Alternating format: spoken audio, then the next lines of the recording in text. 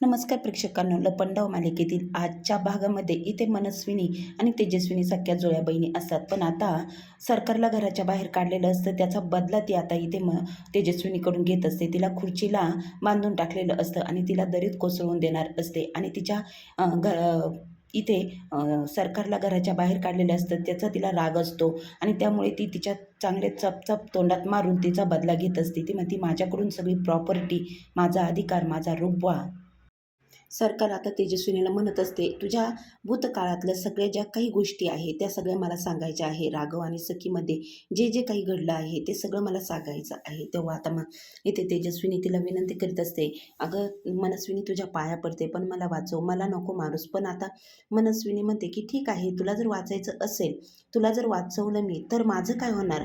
तुला नाही वाचू शकत, तुला मरावंच लागेल. आपण दोघी दोघी नाही राहू शकत, कारण की हे सगळं ऐश्वर्य, हे सगळं मला हवं आहे. आणि आता राघव, सखी आणि तुझ्यामध्ये ज्या गोष्टी घडल्या होत्या त्या तू मला सांगायच्या आहे. आता मनस्विनी जी असते तिने मात्र तेजस्विनी म्हणते, ठीक आहे, सांगते मी तुला सगळं.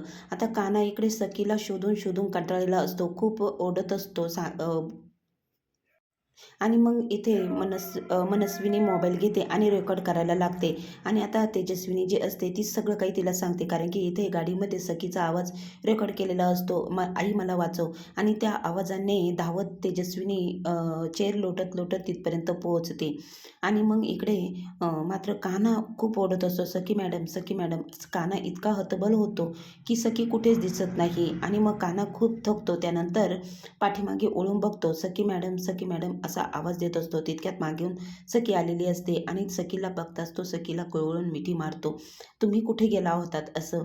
आता इकडे तेजस्विनी असते, ती मात्र इथे गाडीजवळ आलेली असते आणि बघते तर काय, गाडीत पुतळा असतो आणि मोबाईल रेकॉर्ड केलेला असतो. आणि ते बघून इथे मनस्विनीला हसू येतं आणि मनस्विनी म्हणते, बघ काय केलं हे मी. आणि मग मनस्विनी जी असते तिने खूपच शातीर असते, तिने सखीचा आवाज रेकॉर्ड करून त्या गाडीत ठेवलेला असतो. आणि मग तेजस्विनी मात्र तेथे धावत जाते. इकडे सखी म्हणते, अरे मी तुझ्यासोबत एक लपंडाव खेळला आणि एक फ्रँक केला तुझ्यासोबत. तेव्हा मग इथे काना म्हणतो, काय तुम्हाला माहिती आहे का माझं काय झालं होतं? तर सखी म्हणते, खरंच तू जर एवढा माझ्यासाठी, मी तुला थोडा वेळ दिसले नाही, कुठे गेले, तू किती घाबरला होतास, मग सांगून का टाकत नाही? तुझं प्रेम जे आहे ते दिसतं आहे तुझ्या ह्याच्यातून, मग तू सांगत का नाही आहेस? तेव्हा आता मात्र काना म्हणतो, हे काय तुम्हाला मजा वाटली का हे असं करायला? असं करून माझा जीव किती घाबरला होता, माझा श्वास थांबला होता, सगळं काही थांबलं होतं. तेव्हा सखी हे ऐकून सखी म्हणते, खरंच काना, तू माझ्यावर किती प्रेम करतोस आणि काना माडिक आहेस. तेव्हा मात्र काना, सखी जेव्हा हे बोलते तेव्हा मात्र काना म्हणतो, कायच केव्हाचं गाडीत बसल्यापासून तुमचं कानामाडिक चाललंय, नाही आहे मी कानामाडिक. आणि मग हे ऐकून सखी आश्चर्यचकित होते. सखी म्हणते, हे काय बोललास तू काना नाही आहेस, मग तू कोण आहेस? आता मात्र तितक्यात काना म्हणतो, ठीक आहे, मी आज तुम्हाला सगळं काही सांगतो असं सखीला सांगत असतो. आणि तुम्ही हे जे केलंत ना, हे मला अजिबात आवडलेलं नाही. असं लपंडाव कुणी खेळत असतं का? मी किती घाबरलो होतो थोड्या वेळापुरतं, तुम्ही दिसला नाही, माझी बायको कुठे गेली, कोणत्या संकटात असेल, त्यांनी किडनॅप तर नसेल न केलं, त्या लोकांनी कुठे नेलं असेल, हे सगळे प्रश्न माझ्या मनामध्ये येत होते आणि म्हणूनच मी घाबरलो होतो. आणि मग सखी म्हणते, खरंच काना, तू माझी किती काळजी करतोस, किती प्रेम करतोस माझ्यावरती, पण मला सांगत का नाहीस हेच मला कळत नाही आहे. आता मग इकडे सखीला शिंकायला लागते, कारण की सखीने मात्र बर्फाचा गोळा खाल्लेला असतो. आता मात्र इथे काना म्हणतो, अगं तुझं नाक व्हायला लागलं आहे तरीही तुमचं तोंड बंद नाही. मात्र तुम्हाला सांगितलं होतं ना बर्फाचा गोळा खाऊ नका म्हणून, तरीही खाल्ला. आणि आता मात्र सर्दीचा त्रास होणारच आहे तरीही बोलायचं आहे तुम्हाला. आता इकडे तेजस्विनी कळकळून विनंती करत असते, मनस्विनी, मी तुझ्या पाया पडते, पण मला मरायचं नाही आहे, मी माझ्या सखीबरोबर मला वेळ घालवायचा आहे, मला तिच्याबरोबर गप्पा मारायच्या आहे, तिच्यासोबत मला जगायचं आहे, मला मारू नकोस, माझ्या सखीला काही करू नकोस आणि मलाही काही करू नकोस. माझी प्रॉपर्टी, माझं सगळं काही घेऊन टाक, तुला मी सगळं देईल, पण मला मारू नकोस अशी विनवणी करत असते. आणि मग तितक्यात दोघीजणी तिथे दरीच्या साईडला उभ्या असतात. आणि मग मनस्विनी तिला म्हणत असते, ठीक आहे, तुला जगायचं आहे, पण तुला जगून तू जर जगली तर माझं काय होईल? कारण की आपण दोघीही जिवंत असोत, मग एक ना एक दिवस तू परत समोर येशील, परत तेच सुरुवात होईल. त्यासाठी तुला जगून फायदा नाही तुझा. आता इकडे सखी मात्र कानाला म्हणत असते, की सांगत का नाही?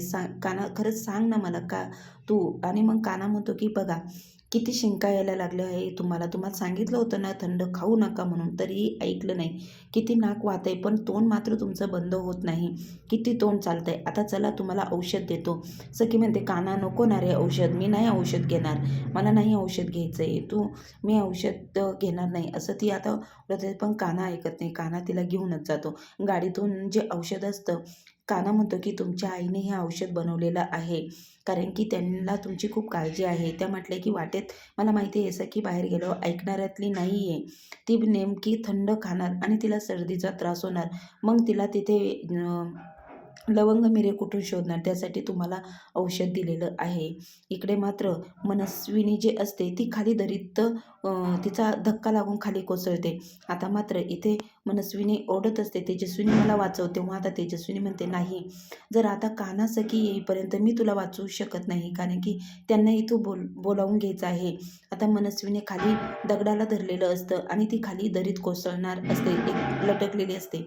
आणि मात्र मनस्विनी जी असते ना, ती खूपच घाबरलेली असते. तिला वाटत असतं आता मी मरणार आहे. आणि मग इकडे तेजस्विनी मात्र पायाने फोन उचलते आणि फोन घेते आणि सखीला फोन करते. आता सखीला फोन केल्याच्या नंतर तिला सांगते, की लवकर इकडे या. इकडे सखी मात्र सरकारचा फोन आहे असं कानाला सांगते. काना म्हणतो, सरकारचा फोन आहे, आता उचला आणि स्पीकरवर टाका. आणि जेव्हाच फोन स्पीकरवर टाकला तेव्हा सगळं कळतं, की सखीला तेजस्विनी सांगते, की मला किडनॅप केलं आहे. तिकडून आता रिक्षा पकडून काना आणि सखी त्या दरीकडे निघालेले असतात. आता मात्र इकडे तेजस्विनीचं मन साफ असतं, त्याच्यामुळे ती मनस्विनीला वाचवण्याचा प्रयत्न करते. ती पुढे खुर्ची घेते आणि म्हणते, की तू माझ्या पायाला पकड आणि माझ्या पायाला पकड आणि वरती ये. कारण की मनस्विनी खाली दरीत कोसळलेली असते आणि तिला वाचवण्याचा प्रयत्नही तेजस्विनी करत असते. आणि मग तेजस्विनी पाय पुढे करते आणि मनस्विनीला सांगते, की माझा पाय घट्ट पकड म्हणून. आता पुढील भागात असा जबरदस्त ट्विस्ट बघायला मिळणार आहे. नेमकी दरीमध्ये मनस्विनी का तेजस्विनी पडणार आहे, तितक्यात कान्हा सखी आलेले आहे आणि दरीमध्ये दोघींपैकी एक कोणीतरी कोसळलेली असते. पण आता सखीला नेमकी काहीच कळत नाही, की तिची आई दरीत कोसळलेली आहे की सरकार म्हणजेच मनस्विनी तिची मावशी. तेव्हा आता सखीला मात्र कन्फ्यूज केलेलं असतं.